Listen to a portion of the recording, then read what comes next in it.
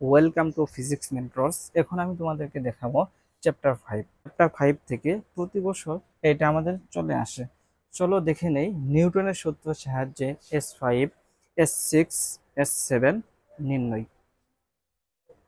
দেখো এখানে কত দেওয়া আছে, S4 সমান সমান 18। এটা আমাদেরকে দেখাতে হবে। এখানে তোমাকে কিছু বেসিক জানতে হবে। বেসিকগুলো হলো সর্বোচ্চ ঘাতের সহগ বাদ দিয়ে পি এর মান নির্ণয় করতে হবে। সর্বোচ্চ ঘাতের সহগ বাদ দিয়ে পি এর মান নির্ণয় করতে হবে। এটা হলো আদর্শ ইকুয়েশন বা আদর্শ সমীকরণ।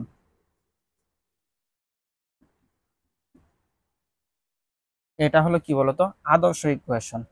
X cube plus P1 x² plus P2x plus P³ সমান সমান 0।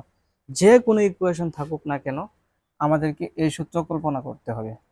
এখানেও আমাদেরকে এই সূত্র কল্পনা করতে হবে। এই আদর্শ যে ইকুয়েশন এটা আমাদেরকে সবসময় কল্পনা করতে হবে। দেখো আমাদের যে ইকুয়েশনটা হলো x³ - 3x + 1 সমান সমান 0। এটাকে যদি আমি এই ফরম্যাটে কল্পনা করি তাহলে কি হবে দেখো, সর্বোচ্চ ঘাতের সহগ বাদ দিয়ে পি এর মান নির্ণয় করতে হবে। সর্বোচ্চ ঘাত কত, x³ এর সহগ কত 1, এটা বাদ দিয়ে পি এর মান নির্ণয় করব। এর সহগ কত বলতো 1, এটা বাদ দিয়ে পি এর মান নির্ণয় করব।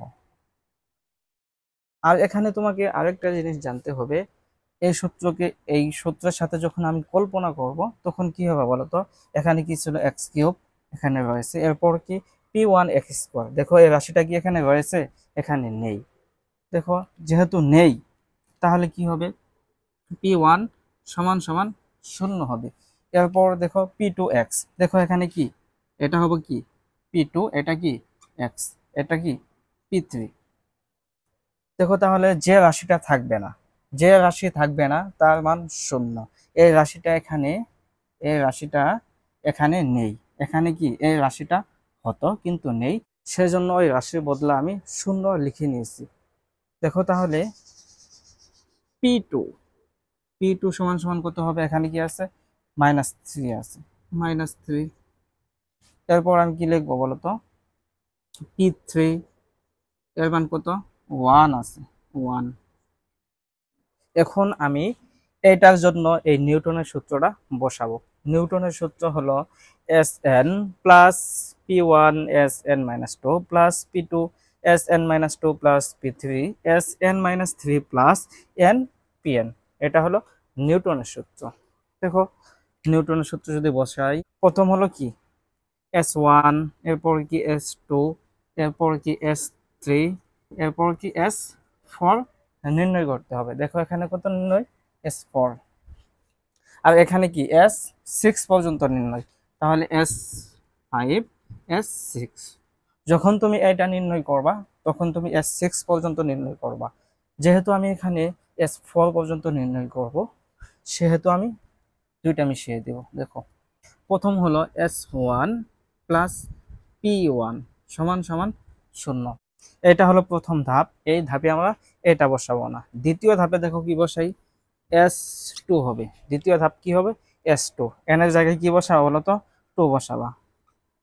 P1 s এর জায়গায় কি, এই s এর n এর জায়গায় কি বসাবো বলো তো, এই s এর n এর জায়গায় কি বসাবা, 2 বসাবা। প্লাস P2 s n এর জায়গায় কত বসাবা, 2 বসাবা। দেখো এরপর এখানে কত বসাবা, আচ্ছা 3 বসানোর কোনো কি নেই, প্রয়োজন নেই, কারণ এখানে 2 - 2 মানে কত, 0 হইতেছে। 0 যখন আমরা পাবো তখন কোনো রাশি বসাবো না। দেখো আমরা 0 পর্যন্ত আগাবো। দেখো তাহলে এখন আমি কি লিখবো বলতো, এখানে কি আছে n Pn, n এখানে কত 2, তাহলে কত হবে 2n2 সমান সমান 0। তুমি এখানে বুঝে নিবা, যখন আমি এখানে কি পাবো 0 পাবো তখন কি আর লিখবো না, লাস্টের সংখ্যা লিখে নিব। সেম ভাবে 3 নির্ণয়ে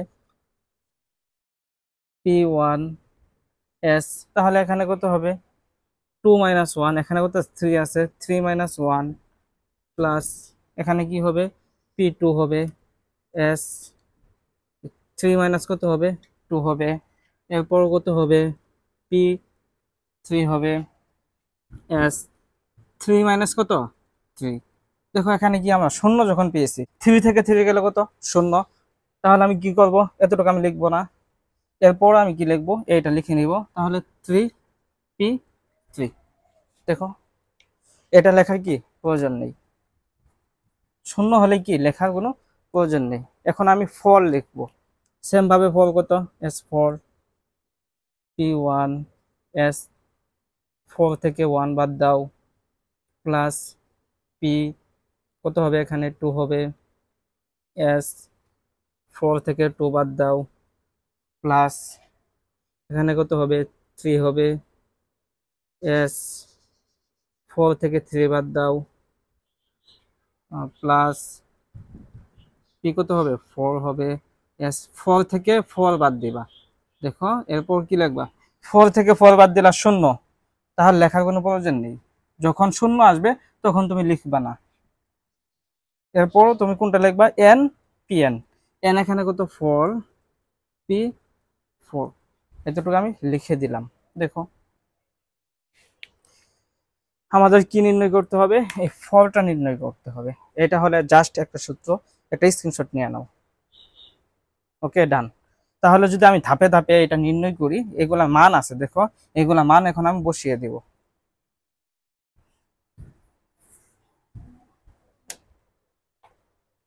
এস ওয়ান, পি ওয়ান এর মান কত, শূন্য, শূন্য সমান সমান শূন্য। এস ওয়ান এর মান কত পেলা, শূন্য পেলা। এখন আমি এস টু নির্ণয় করব, এস টু। তাহলে কি হবে, P one S one plus P two, এরপর কি হবে, এস কত থাকবে বলতো, লেখার কোনো কি নেই, প্রয়োজন নেই, S two P one S one P two, এরপর কি আর লিখবো না। তাহলে কি হবে, টু পি টু। দেখো মানগুলা বসিয়ে দাও, এস টু। দেখো পি ওয়ান এর মান কত, শূন্য। তাহলে কি এই রাশিটা মান শূন্য হবে, এই রাশির মান শূন্য, তাহলে লেখার প্রয়োজন নেই। তাহলে শূন্য প্লাস, দেখো টু পি টু কি ছিল, two P two, two P two এর মান কত, মাইনাস থ্রি, মাইনাস থ্রি। তাহলে কত হবে বলো তো, এখানে হবে শূন্য,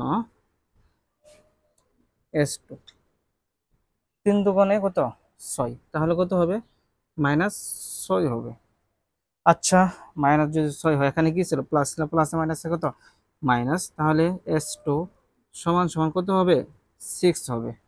এখন আমাদের এস থ্রি নির্ণয় করতে হবে। দেখো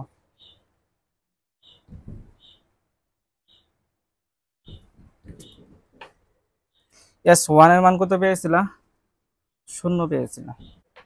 দেখো তাহলে এস থ্রি লিখবো, প্লাস এখানে কি লিখবো বলতো, এস পি লিখবো। এস এর মান কি কমতে থাকবে, পি এর মান ওয়ান করে বাড়তে থাকবে।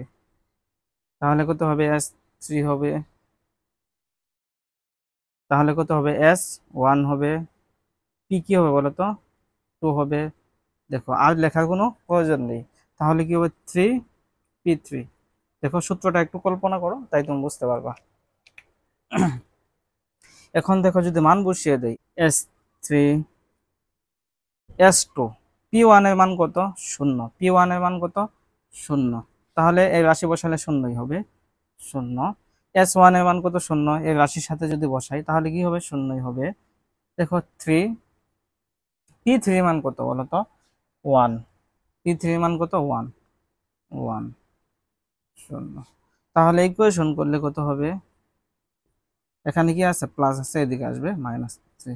দেখো আর এখানে কি করলাম বলতো, এই যে পি ওয়ান এর মান কত, শূন্য, আবার পি, আচ্ছা দেখো এখানে দেখো পি ওয়ান এর মান কি ছিল, শূন্য ছিল। আবার এস টু এর মান কত হবে, তাহলে এস টু এর মান সিক্স। এই শূন্যর সাথে যদি গুণন দাও তাহলে কি শূন্যই হবে, লিখে নিয়েছি। সেম ভাবে কি এখানেও শূন্যই হয়, জাস্ট লিখে নিয়েছি। এখন দেখো আমাদের ফোর নির্ণয় করতে হবে। দেখো পি ফোর নির্ণয় করতে হবে। দেখো এস ফোর নির্ণয় করলে কি হবে, S four S three P one plus S two P two plus S one, P কি হবে বলো তো, থ্রি হবে। এরপর আমি কি লিখবো, ফোর পি ফোর। দেখো তুমি ওই সূত্রটা একটু কল্পনা করো, তাহলে তুমি বুঝতে পারবা। দেখো তাহলে এটা আমি ইকুয়েশন করব, তাহলে কি হবে, S4 হবে প্লাস S3 P1। P1 এর মান কত বলো তো? P1 এর মান 0। শূন্যর সাথে শূন্যের সাথে যদি এই শূন্যের সাথে যদি S3 মান কত বলো তো? -3। ইকুয়েশন করলে শূন্য, লেখার কোনো প্রয়োজন নেই। আচ্ছা, এখানেও দেখো S2 S2 এর মান কত বলো তো? 6। P2 P2 এর মান কত? -3। দেখো তাহলে S2 এর মান কত? 6। আর P2 এর মান কত বলো তো? P2 এর মান -3 প্লাস। আর এখানে দেখো S1 শূন্য। দেখো তাহলে P3 এর সাথে গুণন করলে কি হবে? শূন্যই হবে। দেখো এখানে কি আছে? 4 P4। এখানে কি P4 নামে কোনো রাশি আছে? দেখো তো, P4 নামে কোনো রাশি নাই। রাশি কয়টা ছিল? 3টা পর্যন্ত ছিল, P3 পর্যন্ত ছিল। তাহলে কি হবে? P4 কি হবে? P4 হবে 0। যে রাশি থাকবে না তার মান 0। দেখো তাহলে এই রাশিটা আমাদের এখানে নেই, তাহলে এতটুকু 0 হবে। 0 লেখার কোনো কি প্রয়োজন আছে? নেই, 0। এখন যদি ইকুয়েশন করো তাহলে কত হবে? S4 প্লাস 3 6 কত? 18। এখানে কি আছে? মাইনাস আছে, -18 সমান সমান 0। তাহলে যদি আমি টোটাল ইকুয়েশন করি, S4 দেখো 3 6 কত? 18 হয়েছে।